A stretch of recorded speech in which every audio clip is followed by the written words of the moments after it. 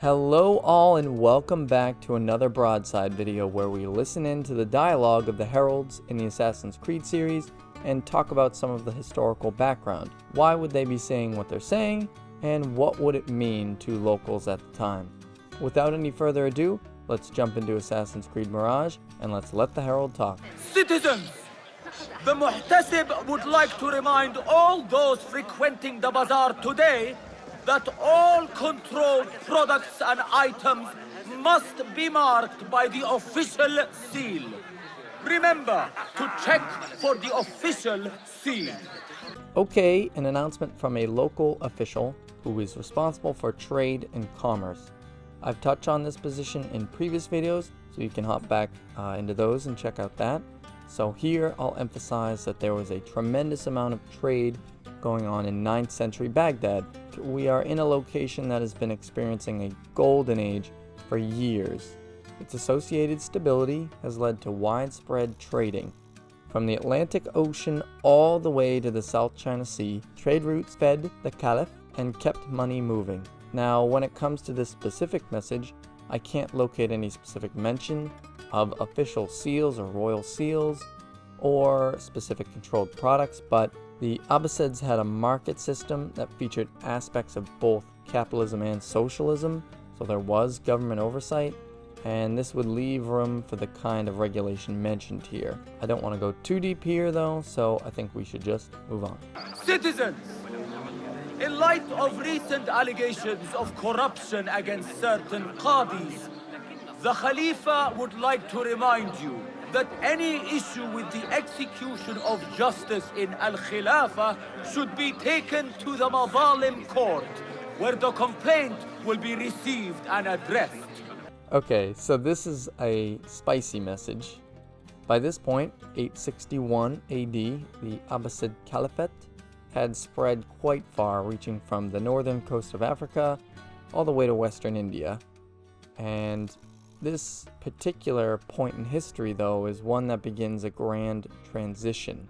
I'm certain we will see why in our playthrough of the game, so I'll just leave it at that.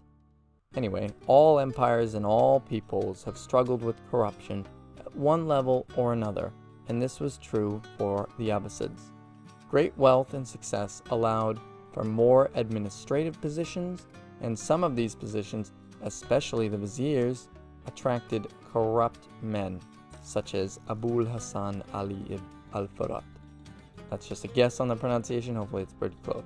If we notice anyone corrupt, instead of assassinating them, which is probably what we'll do in the game, we should report these figures to the correct court, apparently.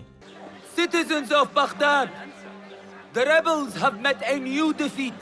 Rejoice in our Khalifa's swift reprisal against those who would deny his authority.